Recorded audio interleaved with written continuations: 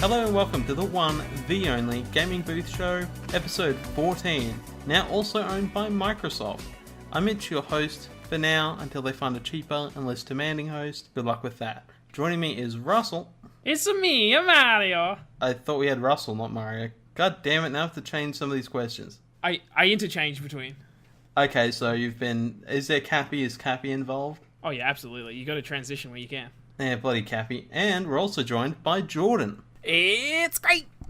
That is I. What's great? For now, everything's great. We're not sponsored by any type of cereal, but we have done a bit of collaboration lately, haven't we, Russell? Because you appeared on Interactive Artistry. I did indeed. A lovely little channel that goes in very depth in all kinds of things in the artistic medium. Death Stranding in particular. I'd check them out if you're big into that. And there's a video with Russell where he talks to Albert, who does the Interactive Artistry thing, and check that out if you're interested.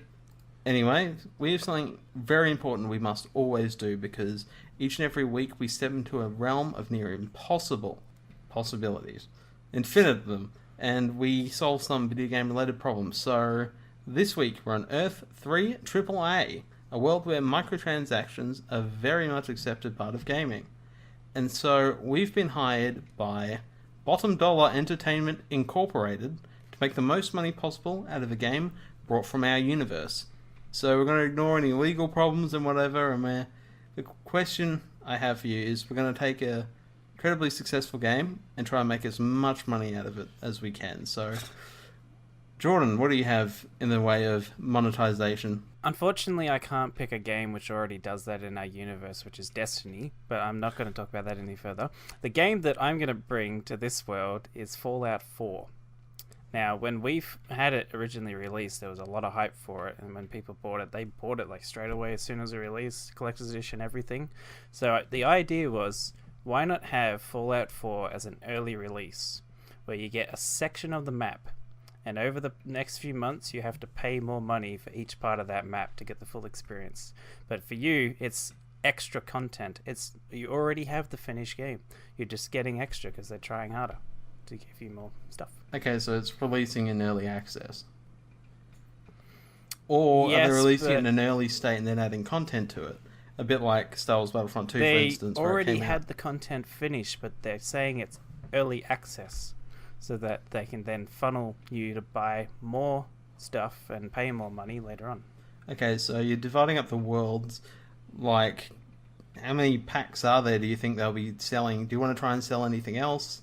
Like weapons and armors and I would skins? say we could put in like mods. a modding sort of thing, but that might go downhill and people won't like that. Oh, so people we'll play love it paid safe. mods. They love it. They love microtransactions in this universe, Jordan. They want all of it. That Yeah, is all true. of them. So they may want all the mud crabs, which aren't mud crabs.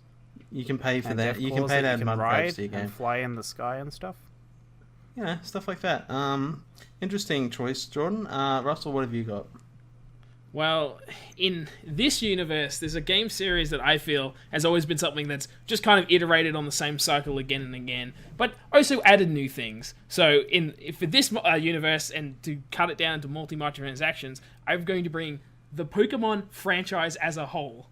Oh so my not God. just the original Pokemon game. We're bringing the original Pokemon game and then piecemeal selling all the additional Pokemon as we go. So you start off on what's the main island called in the first game? Kanto. The red and blue?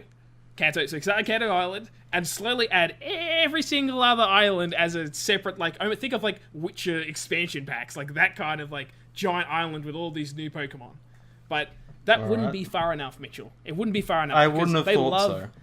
They love microtransactions in this Love world. them. And so you also got to combine in any other conceivable Pokemon angle you can take. So we're talking about Pokemon Go integration. You're going to be able to catch these little buggers out in the real world.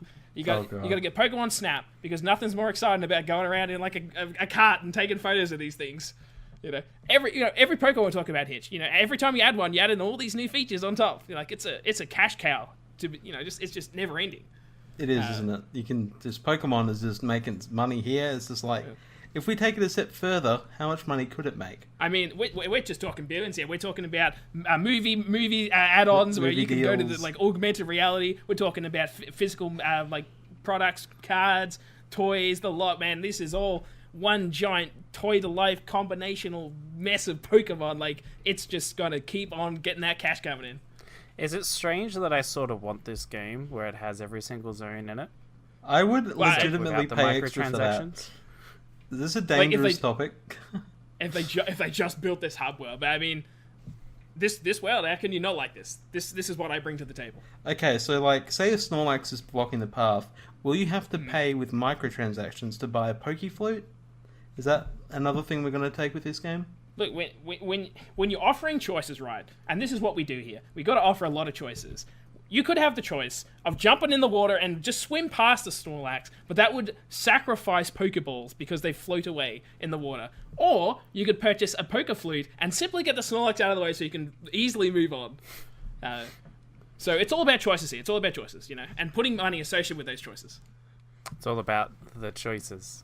It's all about the choices, and so I've reported back to Bottom Dollar Entertainment Incorporated to have a chat about it. And Russell, you've sold them, like, you've been promoted to CEO. They've just gone like, this guy clearly knows how to monetize everything, and it's just like they can't resist but make you the head of this company. It's just, it's logical for them. I accept Immediately. And Jordan, they've liked your idea too, because clearly, you know, they're about the bottom dollar. They can make money off it. They're going to make money off everything. So, you know, they've taken both deals. They're very happy with this arrangement, and they're looking forward to letting that money roll in. I'm sure with Russell's help as CEO, we'll find better ways to add more money to this game. We'll do cross promotional with Fallout. It's all gonna be a giant cash cow. Thankfully, though, this is not our world, and so we're gonna leave this and go straight into the news.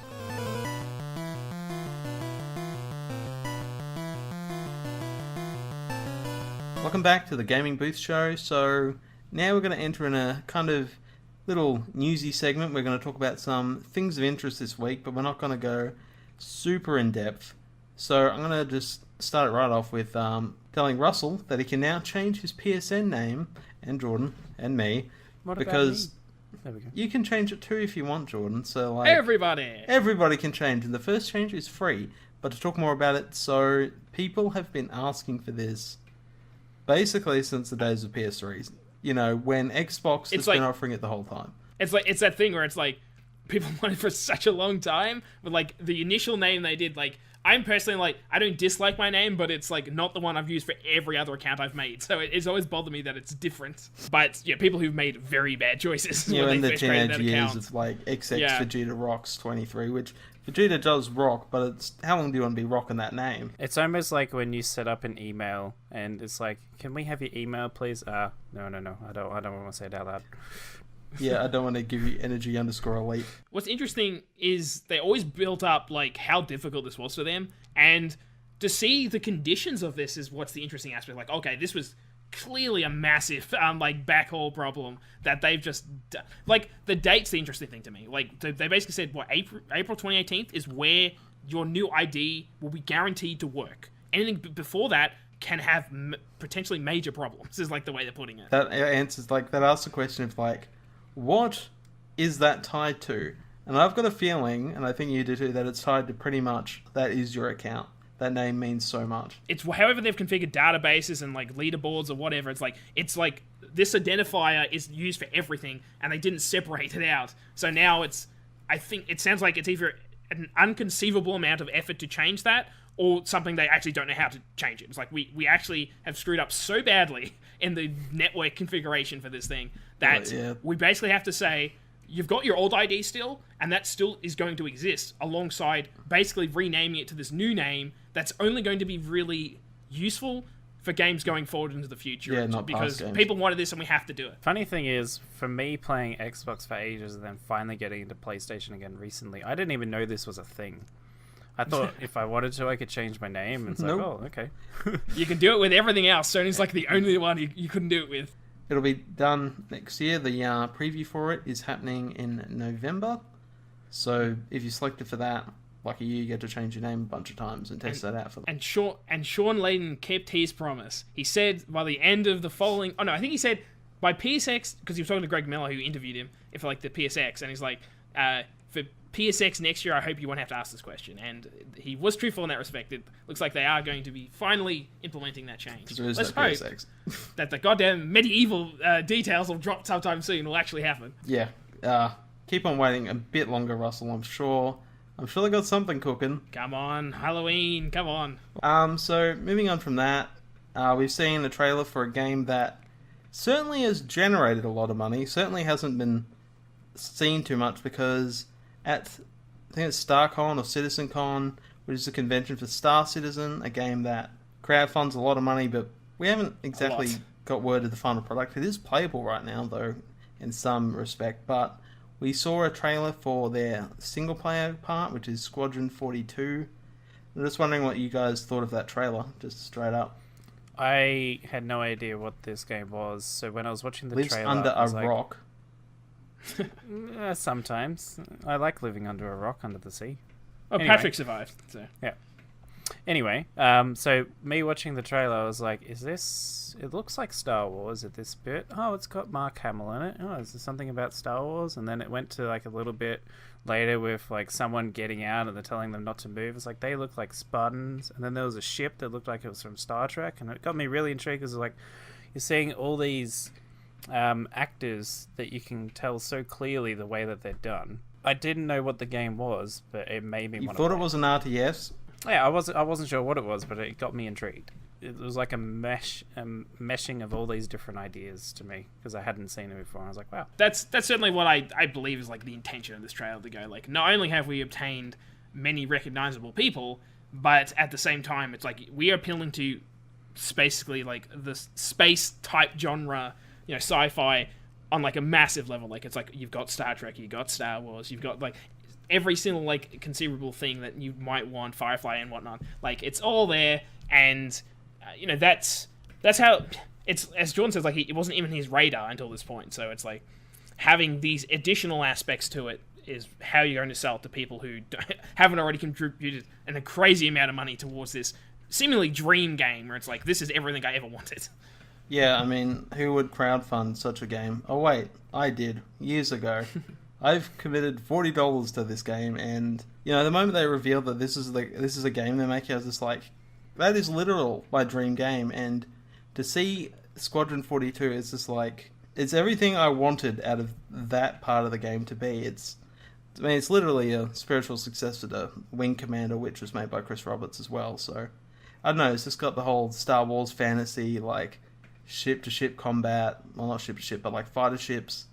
Or like duking it out in space and this military style story with aliens and all kinds of stuff. So it's really like, I'm really fascinated when it eventually comes out, which we don't actually have a release date, but I really want to talk about that cast because holy crap does that game have a cast. So it's amazing how well the graphics just show you instantly know who that is actor-wise.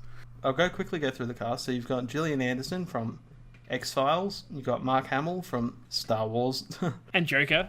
Yeah, and Joker, like animated Joker. He was that voice. Got Mark Strong, who's putting on an American voice, which is upsetting because he's got a really cool voice. You got Gary Oldman doing what he does best, being an awesome commander. You know, like Commissioner Gordon. No commissioner this Sirius time. Black. It's like so many of these are like, oh my god, how do they get? How much are they paying these actors to be in this thing? It's insane. You got Liam Cunningham, who's Sir Davos in Game of Thrones. You got Ben Mendelsohn, who he's a villain in a lot of things. Rogue One, Ready Player One. A lot of ones. At this point, he's like the Disney villain. He's like every Disney movie's got a goddamn Ben Mendelsohn in it. I think he's in the upcoming Captain Marvel as well as one of the villains. Yeah, he's one of the villains. He's sort of typecast as villain. He's a good villain though. To me, he reminds me of Alan Rickman of like today, where it's like he's casting all these villain roles. Yeah, or like characters who seem like villains. I'm sure Hans Gruber was a really good guy. John Rhys Davies. So you got Gimli, and finally an actor we've spoken about sort of recently. Henry Cavill, making a little cameo, little pilot role that I didn't notice my first time watching. But I missed it the first time too until you told me, and I was like, oh yeah. Like that's just crazy cast.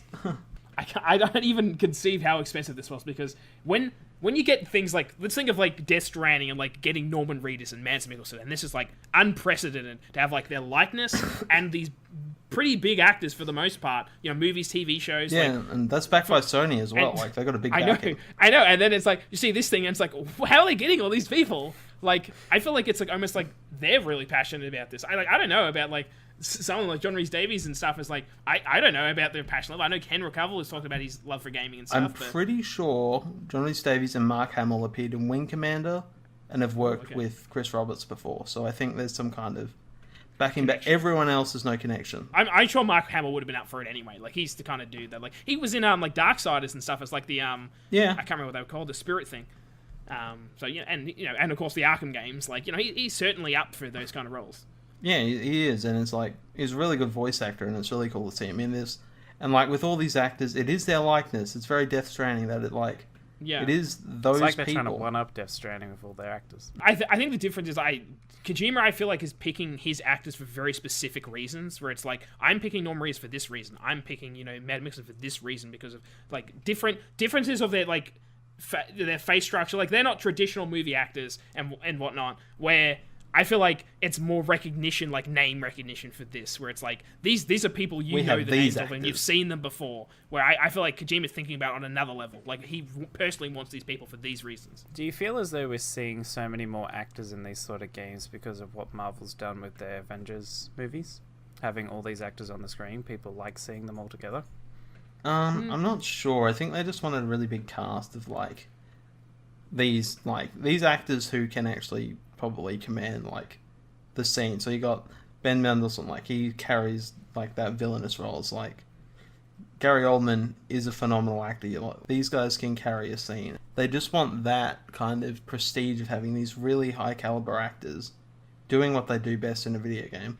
I don't think there's a game ever with this many movie actors in it before. Oh, like movie and TV. Like, it is really unprecedented, I think. The only thing that worries me is if they have too many, will it ruin part of the game where there's just too many noticeable actors?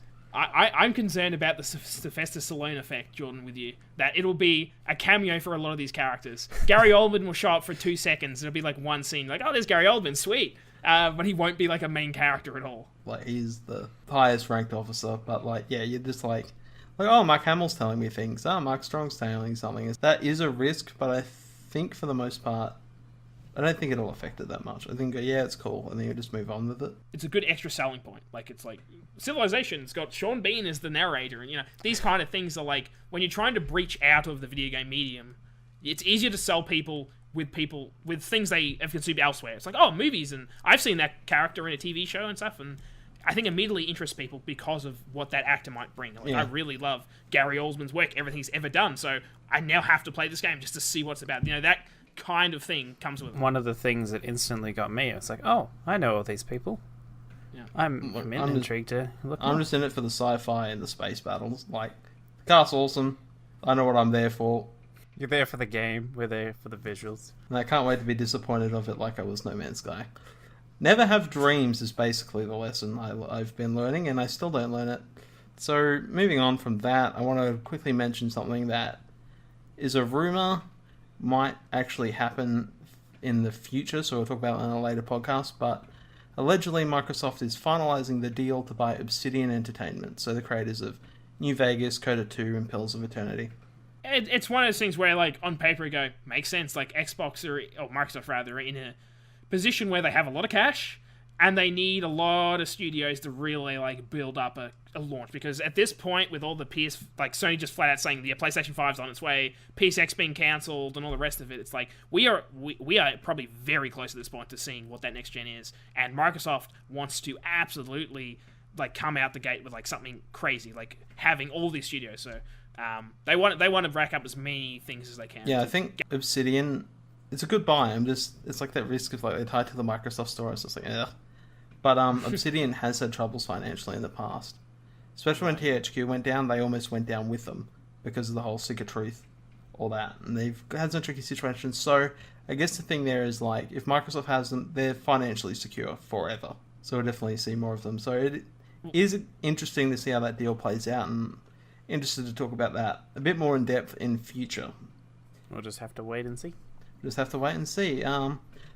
So there's something we have to wait a little bit longer to see, but we're pretty much obligated by law to start speculating about a little thing called BlizzCon 2018 with facts and planning. So this event happens every single year. Except this year there's something a bit different going on because longtime CEO and co-founder Mike Morhaime is actually stepping down and being replaced by Jay Allen, you think you do but you don't, Brack. So he worked on the World of Warcraft team. So it's an interesting state of affairs, and I'm curious what that entails. But to start off this speculation, I want to start with the very obvious ones, which is basically Overwatch, because I don't figure there's going to be a whole lot of too much surprising news this year. I think we got a lot last year, but I figure we'll get a new animated short, a new hero, and a map. And like normally I'd go, let's predict the character, but ever since they added the hamster Wrecking Ball, I can't exactly guess what the hell it will be. Like, you know what I just realized that the new character is going to be? It's going to be something about pirates. Of the Caribbean? A parrot on the shoulder. I mean, they've got a hamster. I don't know, just a parrot instantly came in my head, and I'm thinking, could have like a Junkrat style pirate. Let's go capture the payload. Comes in on like a ship, and it's like you're sieging like the shoreline, and you have to defend or attack on the shoreline. So there's your map. There's your character. That could be a wicked map. It could be cool. I mean, there isn't really a pirate, so it's like, yeah, that would work. Yeah. I mean, it's a on modern visual level. Overwatch is set in the future. I don't know what kind of pirates you're getting. I just hope it's like some guy who just like, I love pirates, let's go be a pirate. And it's just like, I'll become a pirate villain. That'll be even cooler. I'll go like all robotic with it. So like I'm thinking of like Treasure Planet, you know, like London City's got like the metal arm and the eye kind thing, like that kind of like almost cyborg like it type could totally shit. work. It's completely random and Look, I mean, if that happens, I will be completely shocked and amazed that they must have listened to us if it's a pirate, because I can't say anyone else is thinking like, what could be a character? I know, a pirate. Like one hand he's got a sword, one hand he's got a pistol. yeah, and then like its ultimate ability could be about the parrot on the shoulder turning into like a bomb or something. Or like a barrage from like a ship in the bay Or the or something, ship like appears shoots in it. the sky, a bit like in Yeah, one of because the Warcraft cinematics. it's a floating ship. Yeah, because it flies. Yeah, Yeah, so barbards from above. bombs the area. Yeah, Yeah, it's done. like, We got the character. oh, we got a character. Done. We're going with pirate Done. for some It's reason. it's worked out. That's what it is. Yeah, there's a Dormark pirate, and I bet there's a pirate in there. So, to speak of not new characters, to speak of animated shorts, because Blizzard does phenomenal animated videos that are like Pixar quality, but I wanted to know who we think should have the next one. Because we've had a couple already, I'm just curious, what do we think's next? I'm going to start with me, because I reckon we're getting Torbjorn. I think Torbjorn needs some love. I think you need a video about him. Oh no, sorry, I was getting confused. I'm like, it's not Torbjorn. I was like, who's the the one with dwarf the hammer? with the Reinhardt. Yeah, Ryan. I'm like, I got confused. I'm like, hold on, I thought I did one. I'm like, oh, Reinhardt's no, it was already got Reinhardt, one. So it has Diva, Sombra, Soldier 76, Bastion, Hanzo, Widowmaker, and Winston. So those are the ones who've got there. Torbjorn, you know, he's often underlooked. People often make fun of him because he's just a turret guy. He's not very useful all the time, but I think there's something really interesting there because Torbjorn, lore-wise, did create the Omnics, which are the biggest threat. The bad guys in Overwatch, effectively. So I think you could go into that a bit more. Torbjorn to me is like the tavern guy from Hearthstone. It was like Hearthstone. Like I just Exactly. imagine that, where it's just like him drinking a beer or something at like a tavern. You know, and he's it's just got like, amazing lines like making a chicken out of a feather. What does that mean? I want to see Torbjorn in something. For me, this is again something random that I just thought of then, but I'm thinking it's near Halloween. They're going to do something that's along that line. So they'll start off, it's like just casually in a room, like a kid or something. Everything goes to hell, and it like pans to a hamster in like running on its wheel, round and around and around. And then something happens where it like gets really intelligent and starts building stuff, and then it's going outside, rampaging on the streets. Okay, they- that's wicked. have they done one for any of the CG? Sorry, not CG. The new characters yet? The DLC characters, like a big CG story. Sombra's the only one who got that, and she was a DLC. That's character. what I thought. Yeah. A quick thing, just before we move on, from Jordan's little weird thing. You know, they have basically made that for the Halloween event. Yeah, where they've got all that the thing that costumes I and just stuff. Yeah, and then you got Soldier 76 running away from them all, and then Wrecking Ball pops up. He's like a really freaky looking thing. So there you go, Okay. Jordan. Go look up that later. I totally That's will. exactly what you wanted. I certainly like the one I would pick. I just go the one that I like the most, I guess. And like it would be between like probably like Mercy and Reaper, and just on a Reaper, visual level, yeah. Reaper is like the most badass one. So it's like I would say go with Reaper. And I don't know Overwatch that well, but like it seems like there's a backstory where at one point he was part of like the Overwatch like good guy type side. He was part of the So- Black Ops thing, so he's like Yeah, way out before there. he had like all the ghost mask. And, before he became a ghost. Stuff. Yeah. So I think that would be a cool one. There's a heap to explore there, because you could go into the past of Overwatch. Like, I mean, they've already gone into it, but it'd be really cool to see that visualized. Yeah, I always really like the Bastion one, and probably like the Hanzo one the most, because it really went into like why Bastion was created, and kind of like the aspect of like, it almost reminded me of like Wally, like a sad little robot who like, got stuck in a situation. Definitely inspiration for Bastion. And like Hanzo, I love the family dynamic of just like this like Yakuza type family, and it's like the two sides. Very Metal Gear, reminds you of like the two brothers who are opposing sides, the clones in that situation. Two dragons. Brothers. Yeah, exactly. I really like that one, and just on a visual level, like it's so cool. The cyborg ninja with the guy with a bow. It's a very cool. Cool little combo. Now I want to talk about the fact that there is definitely a new map. Last time, I think I got my favorite crossover map in the entire world, because it was Blizzard World. Like, should be a theme park. I think we said that last year when we were talking about it. Like, should be a theme park in real life. I would pay real money to fly all the way over there and go to that theme park in a heartbeat. But speaking of visiting other countries, I want to talk about where this new map might be located. Like, in which country? Because we've had a lot of different areas. I'm just curious where that might be. I think you might get another United States map, maybe in a city, because we haven't had that before. Like, maybe New York City map. I was thinking, have they set any in space? Is that there's one on the moon. Winston one? But I'm literally thinking in space. So it's like I'm thinking of like almost like a Quake type map, where it's like, I can't think of the map name, but there's one where it's like, it's basically on like a floating thing, and you're like jumping between them. Like, I want that kind of map where it's like, there's like death objects everywhere. There's a lot of ways to fall down and die. That's what I want. And just overlooking Earth and like space satellites in this Overwatch universe, and spaceships or whatever else is in that universe. I think that would be an unclaimed frontier for this series. I'm still going to call it that it's going to be something with pirates, so it'd be in Spain. Oh my god. Pirate Bay or something. I'm going all out with this pirates. Which country do you reckon they'll set that in? Spain. Spain? Interesting choice. I would have thought like maybe Cuba, or like somewhere out in the Jamaica or something. Caribbean. Or something like that. Caribbean. Well, Spain's a little bit different to that, but it could still work. A lot of pirates were Spanish as well, so like you can make that kind of link as well. I think the biggest thing at this BlizzCon will be a bit of hell, because we're gonna get, I think Diablo is more than guaranteed, because of it opens with Diablo after the whole opening ceremony intro, yeah, and the goodie bag includes a Diablo figure, not a Diablo 3 figure, Diablo 2 figure. That's an interesting aspect. And for one other reason is because it's been 4 years since Reaper of Souls, the expansion, launched for Diablo 3. Damn, man. So it's been a fairly long time. So it's just like, Russell, do you reckon this makes enough time to make a sequel to release maybe in the next year? Definitely. Like, it's one of those ones where, like, Diablo 3 was like one of the best selling or fast selling PC games ever, or whatever it was back in the day. But it sold like a lot. It did really very well. Let's put it that way.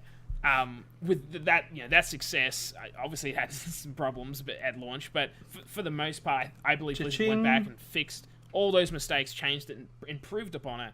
And I mean, there's a lot of love for Diablo. Like, it's a series that, it's one of their pioneer franchises, and I think there's been enough time and enough room to build on something grand or something different. Like, there's always a possibility that they could be going backwards and actually like remaking the older Diablos, which, man, I'd still be up for. Like, you know it, and you already experienced it before, but with all these other games getting remade, like, why not jump on the bandwagon too? But I do hope that they do something. I mean, it's the problem with the series is always like, you got to have Diablo in it. Like, he's in the title, so he has to be it, yet they kill him in every game. So it's always like, hey, he dies and he comes back again. Yeah, I mean, he's got to be that. He's pretty much Bowser of this series. Yeah, he always gets knocked back, but he's really determined. I thought he'd be more like Loki than Bowser, because he dies and then comes back. Yeah, but he never joins your team. He's always plotting to kill you in Sanctuary. Plot twist. I mean, if you're playing as a Nephilim, you're part angel and demon, so it's just like... It would be funny, though, if you have, like, a Diablo team up where it's like, there's actually a bigger, badder demon that I need you to take care of. So, like, Diablo's helping you along the path. He becomes Deckard Cain and, like, takes on the stay a while and listen. Just leading everyone everywhere. Yeah, it is fascinating. Do they go the whole new game route? Or do they redo Diablo 2, add Diablo 1 into that? Like, they could do a lot of things. I think they could potentially release a new Diablo and remaster a Diablo 2, which would probably be basically the fans' best of both worlds, because a lot of people love Diablo 2, a lot of people really like Diablo 3, and if they continue on from Diablo 3 to Diablo 4, they're happy, and you do Diablo 2 again, it's just like they're happy, so you can make everyone happy at once. I honestly feel if they're going to do a remaster or a remake of an older game with Diablo, they're going to do it with every single other one in their franchise as well at some point. Like World of Warcraft, StarCraft. Right. Everyone is here. Well, I mean, we're going to talk about it in a moment, but World of Warcraft Classic. So if they're going to do something like that, then why not Diablo Classic or Diablo 2? Remastered. Or Diablo 2 Remastered, like StarCraft, or Warcraft 3 Remastered, which we are definitely talking about a bit later, because give me that game. So, Jordan, do you expect it to release on consoles at the same time as PC this time, rather than the delayed later releases? See, I'm a little, like, a yes and a no with that, because thinking back, it took, it was like a year before it came to console from PC for Diablo 3? I think it was longer than that. I could be wrong. It was a big wait. I'd imagine that it will definitely release on console, but the way that I see it, it'll release on PC, then probably a month later release on console, and then on PlayStation and Xbox, and then a few months later it'll release on the Switch. The reason for that would be is then they can keep it in the news the whole time for the hype. If you've liked it on PC, you'll like it on console. If you liked it on these consoles, play it on the best console. Yeah, they could do that. Russell, what do you reckon about that? Yeah, I just look at the more recent history and it's like, did they release Overwatch on the consoles and the PC at the same time? So Cha-ching. why wouldn't they do that here? It's like, it's all about making money at the end of the day, and it's unless it's like a really difficult thing, which from my understanding now, the console architecture, Switch maybe aside, but the PS4 and Xbox architecture is so close to the PC that I don't think it's too difficult for them to put it on both. And they know how the control swap works as well, so it's just like... I also imagine that with the releases on the consoles, that there are a lot of fans from playing in the console version, not just the PC version, as opposed from Diablo 2 to Diablo 3. It's just PC people, where now suddenly it's both. It's been on Why console, not capitalize on that fact? Yeah. Yeah, they can't, that really hurt your fan base. It's like, we're prioritizing them over you. And that's never really a good look. So I do believe that Switch might be delayed, might be late, which is because it's a different architecture, as you said, because, they never, if it even comes out, which... they got Diablo 3. Could be a little while wait for Switch, but I think day one on everything is probably what they love to do. Whether they do that or not, it's a different thing. But yeah, so what do we actually want to see from Diablo 4? What would be the highlight here? I think with Diablo 3, they sort of ended the story pretty well. Yeah, they pretty much hard ended it until Mathael comes out and says boo, and then we deal with him. It's like Diablo 3 was like look, we did the demons in the previous games, and Diablo was defeated multiple times, and we took out all the prime... we didn't take all the prime evils, because we did verse some of them in Diablo 3, but for the most part, we defeated most of them, and then concluded that in Diablo 3. But then we also have all the angel stuff going on as well, and I feel like that... up, I think, as well. Yeah, it did kind of wrap up, but I still think, going forward, that... I don't think you can backpedal, the angel and demon side is going to have to be think of how Supernatural, when angel and demons, once you start that, you can't really backpedal. It's like you've committed to that. So I can't imagine. But Tyrael Wright went human form in I can't remember, was it Reaper Souls? It might have been Reaper Souls. He goes human form. It was Diablo 3. He just the original. Yeah, just the original, because he they don't agree with him and they kick him out and then he becomes human. He's in human form. They've got that aspect to continue from. Leah, was it? Who was the descendant of Diablo? Or not descendant, but it was one of those weird cultist ritual things where it's she was born out of Diablo's seed or whatever. Yeah. Yeah. And he possesses her, but I think if I recall way back in the day, I think they said she's going to come back in some form, which I think she did in Reaper Souls, but it was more she was just undead, in the dead plane or whatever. No, it was just a spirit thing. It was just a recollection. It wasn't really Leah. Would want more of a sequel than a prequel, mainly because with a prequel you know what's going to happen. With a sequel you don't know what's going to happen. Let's just hope they don't do it at a Gears of War style where they get rid of demons and just bring in robots. I got a good feeling that robots aren't making their way into Diablo 4. Just got a hunch. Yeah, it's angel and demons all the way. They're not going to do some weird, cyborg stuff. So I'm going to proposition this. Not Earth, Sanctuary becomes the proper battlefield. Angels and demons are properly killing each other all over the place. Instead of being mainly about demons, you're actually killing angels and demons.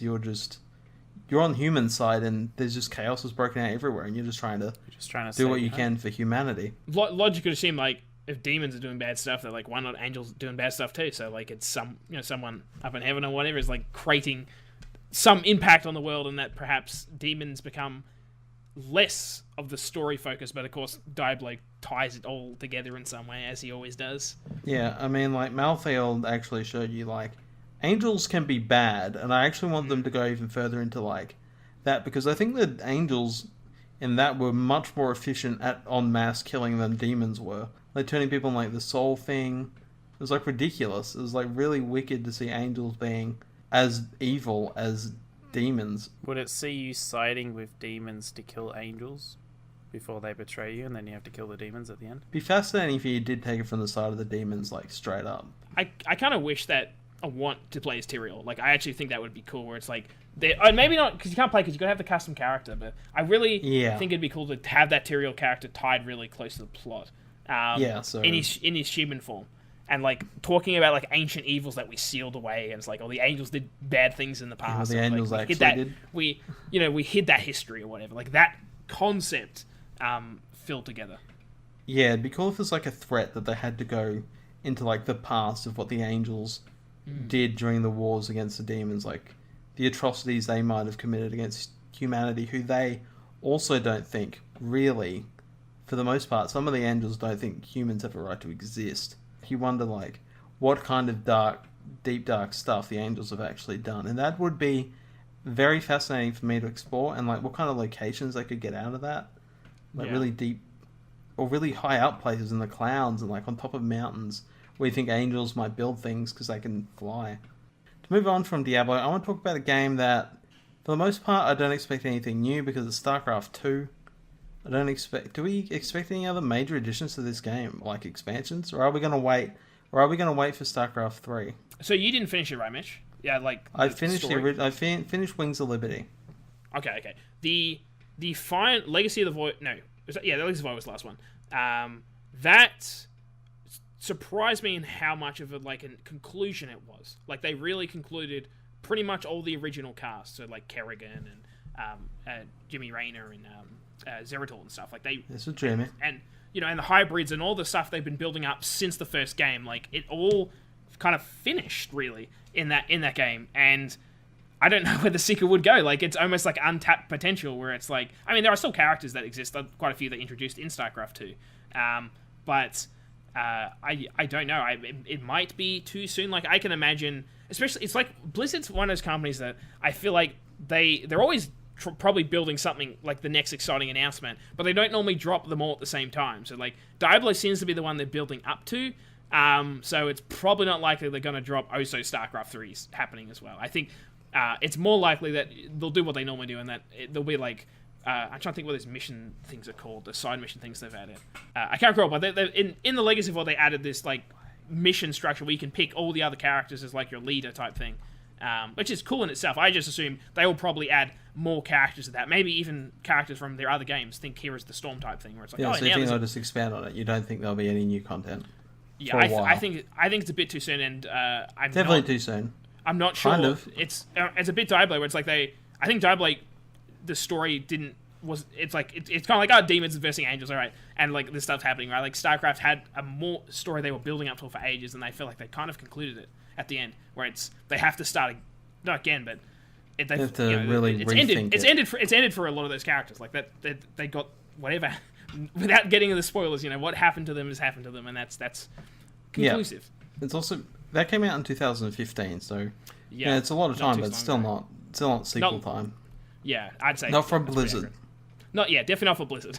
That's StarCraft. I want to talk about a series that has consumed more hours than I'm willing to admit. So I'm going to talk about Warcraft, but more specifically, I'm going to talk about what's planned for WoW. And I'm going to start with the more interesting part, which is World of Warcraft Classic. So a couple of interesting details on that we sort of know. I know what the game is, I've played it. So it's not really going to surprise me. But there is a demo for people at BlizzCon and at home. So basically you can pay $70 and then you can play a game that's really old. Jordan, do you expect this to be a popular edition for fans of World of Warcraft? For me, getting into World of Warcraft with Cataclysm, I missed a lot of stuff. So, when I stopped playing it, I wanted a different MMO that I could play from the beginning, and that's what got me hooked on Elder Scrolls, as well as the Elder Scrolls world. But I never experienced the original World of Warcraft, so for me, that'd be like an interesting thing to see where it all started. Yeah, I know how it started. It was, I played a hunter back in the day, which is like lots of arrows, had to keep paying, had to feed my pets, drove me mad. Hunters had, I could only shoot when they're at a distance. They got close, I had to melee them. Warlocks had soul shards. It's a big pain in the ass. But, Russell, how powerful do you think nostalgia is, like, for this game? I know I have nostalgia for it. I might be super critical of, like, I don't really want to go back to that. I had my fun with it, but... Which is one of those things where, like, nostalgia is such a strong thing. Like, I guarantee it's going to be... glasses. Yeah, exactly that concept where it's like, I guarantee it will be popular in the sense a lot of people will pick it up. But then I think a lot of people will go, actually, I think Blizzard actually improved this in a hell of a lot of ways. That you think you do, but you don't. Yeah, it's one of those things where, like, I can't speak to it, certainly not like you can, but I can just assume that Blizzard aren't making changes that are, like, worsening the game. For the most part, they're trying to build on mistakes they've made. Like, sure, they might make some maybe corporate decisions, like, oh, we took that because we wanted to introduce it later. Mistakes lately. Yeah. I'll get into that in a moment. For the most part, they're bringing something back because fans requested it. Although fans admittedly were going to do it originally for themselves, and like, no, that's not happening. We're cancelling that and doing it ourselves. But it is for the fans, and it's something cool. And I think it's probably players. The best digital gift they've ever given for the BlizzCon tickets. Like, normally it's like, here's a card pack, and here's a mount. Here's exactly. It's like, it's the usual stuff they always do with every Blizzard thing. Like, here's something for here's the Storm, here's something for Overwatch, here's something for this, and this. Which I think you're still getting right with this ticket. You get all the other stuff, but you're also getting this Blizzard. But you're getting this feels like something more substantial, and certainly something that I imagine will convince more people to get it, which is probably their intention to begin with, if not certainly their intention. Yeah, certainly. So my question to both of you: can I expect to see a release date for this at BlizzCon? Will I be returning to World of Warcraft again? I would only imagine that they would release it if they release it at the same time as something else as a classic coming out. Like, if they did something with Diablo 2 Remastered, they might go, if you don't like Diablo, we also have Warcraft Classic coming back. I'm curious why you think they'd do that, because, like, the crossover with Blizzard games is pretty high. And, like, you don't want to convince people, like... Because there are fans of Diablo 2 and World of Warcraft original. Yeah, so it's just like, will they eat up their own thing? Probably. So I can't consider that being smart. I think we'll get it when they're ready to release it, because they have to recreate this whole game basically from scratch, sort of, because they don't really keep all these old files around.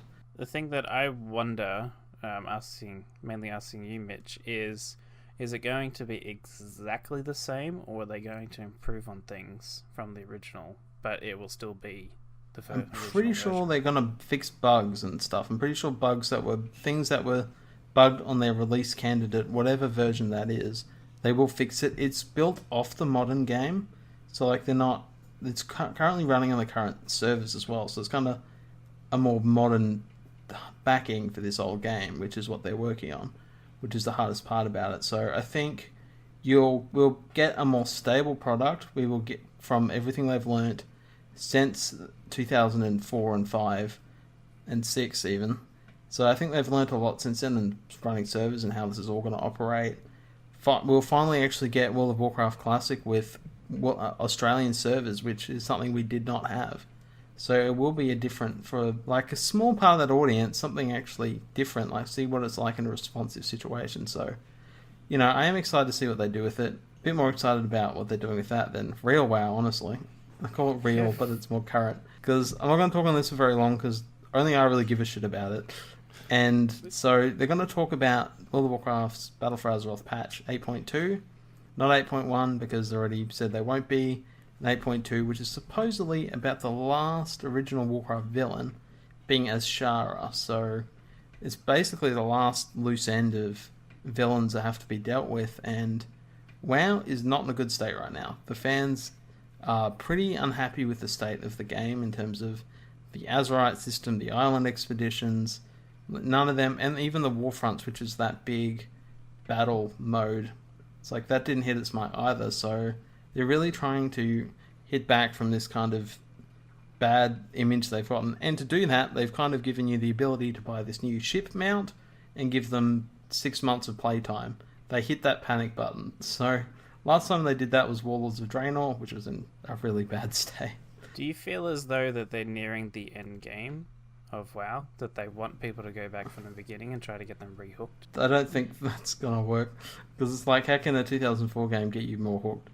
It's just like, people can come in at this point and play it, but it's like, who really will? Well, the big question would be is are you able to link your account to WoW Classic, or do you have to start That's on the same servers as I explained before. They're all connected. Your one account gives you access to both. There's no extra cost, which is probably the smartest thing they did with it. But it's one of those things, like, there'd be probably a lot of controversy if, like, they went, oh, you know, the thing that you've been paying for forever, and then we basically update it to the point it is now. Well, we're giving you the old thing, and we're also charging it as a separate cost, so you're basically getting two of the exact same game at different time periods. Like, it just makes... Are they? Yeah, they got RuneScape 07, which is a different membership to RuneScape 3, I think it is. Well, it's dodgy. It's very dodgy, and RuneScape do what they want. Yeah, Blizzard's in this situation doing what I feel to be a very generous and reasonable thing to do, especially considering the fans have supported it for so long, and this is something they've requested. Yeah, they don't have to do this, but they're doing it, so it's like really cool. Yeah, so the last thing I want to talk about was a remaster of a game that we tried to predict last year. I want to still predict that now, is Warcraft 3 Remastered. Do you think this is the year? Do we think we're finally getting it? Please say yes. Look, Diablo 4 being the most likely candidate, and StarCraft to get a little bit of expansion, like, yeah, why not? Why not? This is the year. Warcraft 3 Remake, this is the one that I've been waiting for personally. Like, that's the one that I'm most attached to. Yeah, I loved the Warcraft 2 in particular before that, but Warcraft 3 I felt like is where they really, like, hit their form and, like, made such a strong storytelling game. And to see that look as good as, like, what StarCraft looks now and Diablo and whatnot, like, that would be very cool. The story is, like, it's this thing where it's like, because World of Warcraft has expanded on it so much, it's almost like, oh, here's a return to form. But at the same time, I hope they at least do the StarCraft treatment, like what they did for the original StarCraft, and, like, upres the textures and stuff. Like, that would be cool. But I want a little bit more than that, but I hope they at least do that. Yeah, I hope they do a bit more, but I think it would be a good idea to kind of show, like, World of Warcraft is at its 7th expansion now. So it's just like, do people want to see it from the start? Like, this is where most of this story came from. Before we wrap up this BlizzCon speculation, is there any speculation we want to add before the end? That's exactly what I was going to say. I'm like, well, of course Hearthstone's going to have some Hearthstone's got something. Can't really predict it. They're pretty bonkers with everything. Yeah, I mean, that's their thing, like, you know, making some crazy thing. Like, it's one of those things where, like, Hearthstone, I've very much dropped out of it at this point. I just moved on to other things, as often is the case with these kind of, like, you know, keep-up games. Can only keep you there so long. Yeah. I mean, I was there for a long time, especially for me, but... Oh, you were.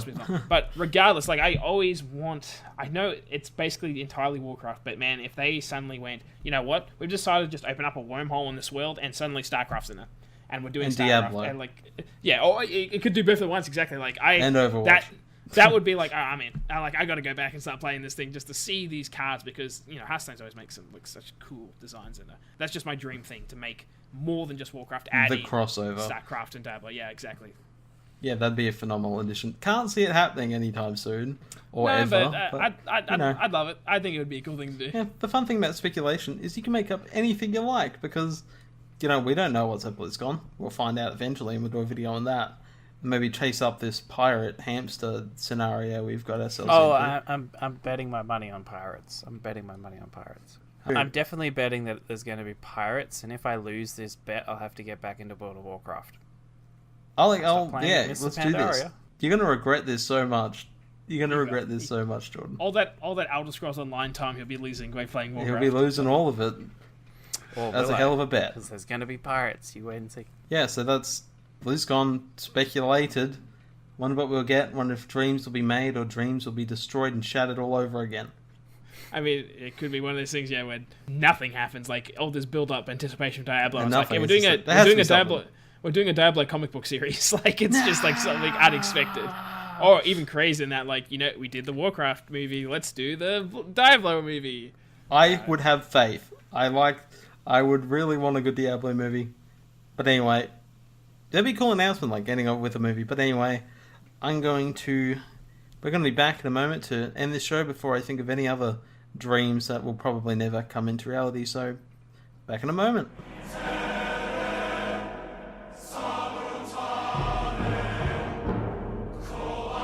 Well, that about wraps up the show for this week. This has been the Gaming Booth Show, which releases every single week. And as always, since I started existence, I've been Mitch. Joining me as always is Russell and Pleasure Jordan. as always. Pleasure to have you both. It's been great.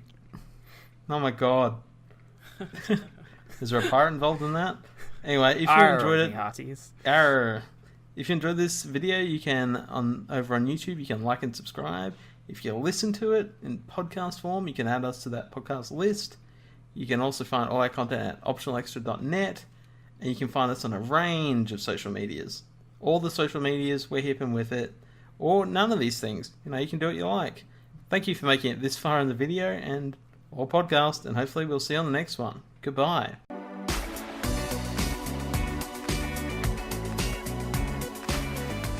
Blizzcon Speculation.